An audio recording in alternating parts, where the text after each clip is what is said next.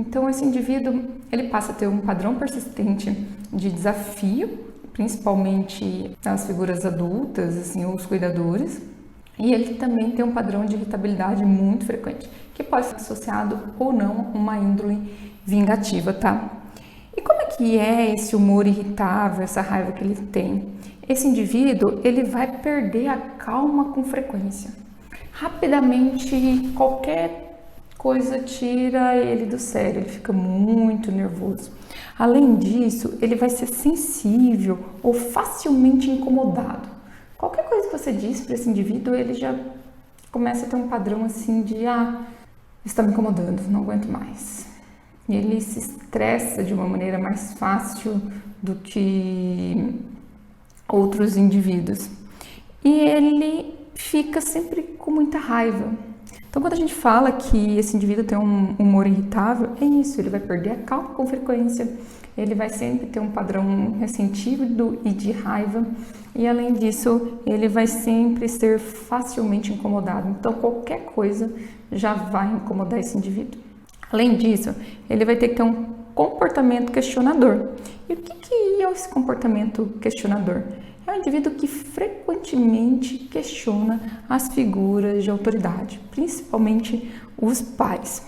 Ou muitas vezes ele desafia, sabe, de uma maneira assim de recusar ou obedecer regras, sabe, ou pedidos por figuras de autoridade. Ele não quer obedecer o que precisa ser feito naquele momento.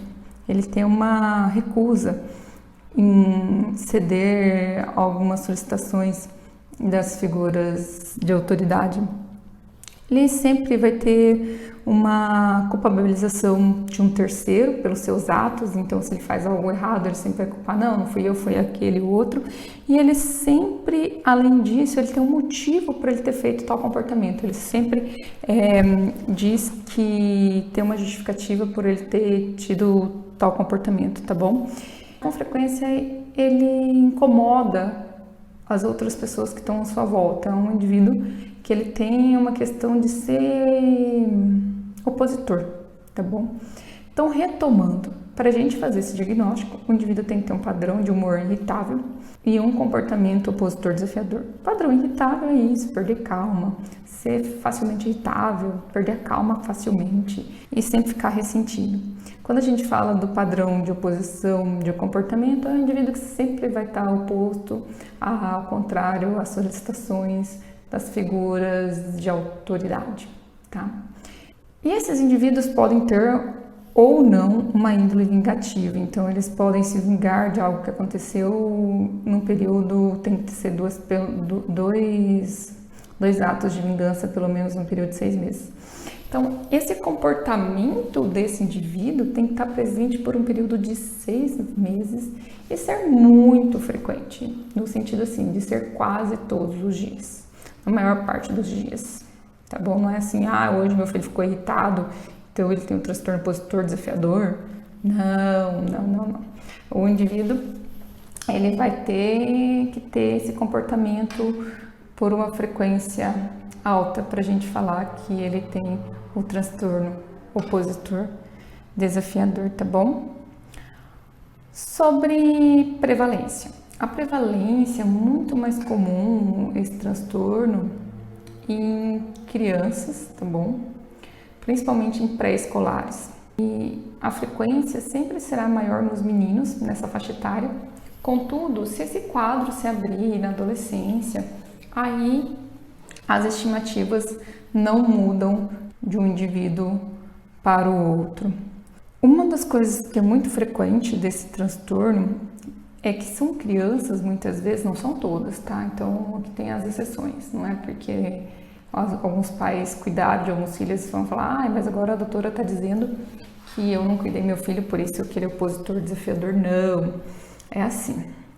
Muitas vezes essas crianças sofreram algum tipo de negligência ao longo da vida, tá? Então, são crianças que geralmente sofreram negligências ou crianças que estão num ambiente conturbado, que convivem com agressões, então é uma coisa que faz parte do dia a dia dessa criança. Então, a gente vê muito isso nas escolas, então os professores perguntam bastante, assim, para nós, profissionais de saúde, é o porquê que esse indivíduo tem uma oposição, por que ele é tão agressivo, por que ele tem essas explosões de raiva. E muitas vezes essas explosões de raiva está relacionado à vivência ambiental desse indivíduo, tá? Mas não necessariamente para o indivíduo fechar o diagnóstico desse transtorno opositor desafiador, ele precisa estar em um ambiente conflituoso. É frequente ter essa correlação, contudo, isso não é necessário para que se feche o diagnóstico, tá bom? Uma das outras coisas que é muito importante a gente ter em mente é a evolução do transtorno, tá? Então, muitas dessas crianças, elas têm remissão desse quadro de irritabilidade e oposição. É algo que acontece, chega até a adolescência e a partir da adolescência tende a remitir, tá? Os quadros que começam mais previamente tendem a ser mais graves e eles podem, alguns podem evoluir para o transtorno de conduta, que é um transtorno mais grave que o transtorno opositor desafiador, que infringe as regras sociais no sentido de causar um prejuízo bem significativo para o outro, tá bom? E não só isso, muitas crianças que têm transtorno opositor desafiador, elas podem desenvolver depressão e ansiedade. Então, não necessariamente porque uma criança é opositora, é bravinha, é que ela não esteja em sofrimento. Talvez essa questão de ser tão oposta, de ser tão irritada, está mostrando algo que está doendo, tá bom? Por isso que devemos olhar nossas crianças com cautela, ver o que está realmente tirando ela do eixo, tirando ela do seu bem-estar. Luana, meu filho briga muito com o irmão. Ele tem um transtorno opositor desafiador?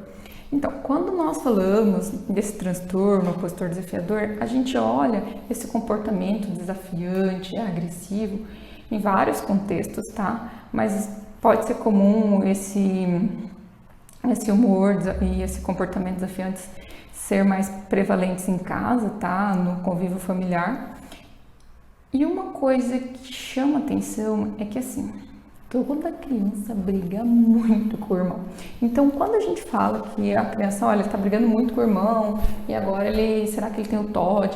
Então, a gente não utiliza isso como um fator para fechar o critério diagnóstico. Então, brigas frequentes com o irmão, para nós, é algo que é comum, é muito comum a gente ter uma família em que a gente pergunta: e aí, como é que é a convivência com os irmãos? E sempre os pais falam: não, eles se gostam, mas eles brigam muito entre eles, mas logo depois eles fazem as pazes. Então a gente não utiliza o fato de brigar com o irmão como algo que seja de oposição, desafio. Pelo contrário, a gente vê isso acontecer com uma frequência grande e isso a gente não utiliza esse padrão de comportamento irritável com o irmão como um dos fatores diagnósticos, tá bom? Então a gente usa o padrão de ser opositor desafiador com figuras de autoridade ou com outras pessoas ou com seus pares, que seriam pessoas da mesma idade na escola, por exemplo, tá bom? Sobre o tratamento. Então, e a gente usa medicação, não usa medicação, o que a gente faz nesses casos? O que vocês acham sobre isso?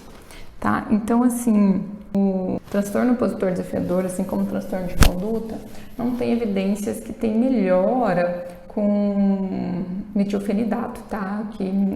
Não sei se vocês sabem, a Ritalina, que é a medicação usada para o TDAH, muitas vezes tem alguns estudos que falam que quando usa a Ritalina, o metilfenidato, em pessoas que estão nos presídios, eles apresentam uma melhora do comportamento agressivo, dentre outras coisas.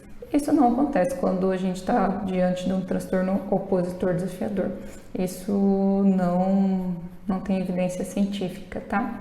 Luana, mas não é comum ter a comorbidade de transtorno opositor desafiador com TDAH? Sim, tem uma frequência até significativa de comorbidade do TDAH com transtorno opositor desafiador. Nesses casos, aí sim, o metilfenidato faria toda a diferença. E o que é utilizado? Muitas vezes a gente pode utilizar ou um estabilizador do humor, que é o ácido valproico, tá bom? Um estabilizador do humor, Ou podemos utilizar também outras drogas que sejam antipsicóticos para conter os impulsos. Mas o que faz muita diferença é o tratamento psicoterápico. Então a terapia faz toda a diferença para essas crianças e também tentar saber qual o motivo de tamanha agressão, de tamanha irritabilidade é algo que faz muita diferença. Mas lembrando que saber a etiologia, por que esse indivíduo começou a ficar agressivo, não deve nem tardiar e nem excluir o diagnóstico. Por exemplo, não sei por que ele está tão agressivo, então como é que eu já vou fazer esse diagnóstico? Não, tá? Então, mesmo com a causa desconhecida do motivo dessa criança estar agitada e agressiva, a gente não deve excluir o diagnóstico, tá bom? Sobre as comorbidades mais frequentes, o TDAH é muito frequente. Lembrando que o não tratamento dessas crianças pode evoluir para um transtorno de conduta, que é um transtorno muito mais grave, tá bom? Contudo, não é o que acontece na maioria dos casos. Outra coisa que é muito evidenciada nessas crianças, elas terem um comportamento externalizante. É que a gente, na psiquiatria infantil, a gente não fala de uma personalidade bem definida do indivíduo, tá? Mas todo indivíduo, conforme ele vai amadurecendo, ele vai tendo uma formação da sua personalidade. E por que a gente não fala sobre personalidade na infância e adolescência? Porque esse indivíduo está sendo construído e por isso a gente não pode definir que ele tem um quadro ou não de personalidade. Contudo, a gente fala que ele pode ter traços ou ele pode ter um temperamento. Os indivíduos que têm o transtorno opositor desafiador, muitas vezes ele tem um temperamento mais externalizante, um temperamento mais raivoso, que é algo dele, que está sendo construído nele. Então, esses indivíduos tendem a apresentar mais esse quadro. Sobre as comorbidades comportamentais, a mais frequente, como eu disse para vocês, é o TDAH. E nós podemos também ter como uma comorbidade, uma ansiedade e depressão, lembrando que esses indivíduos, eles estão em sofrimento, tá bom? Pessoal, por hoje é só. Se vocês tiverem alguma dúvida, querendo saber mais sobre transtorno opositor desafiador, é só deixar nos comentários.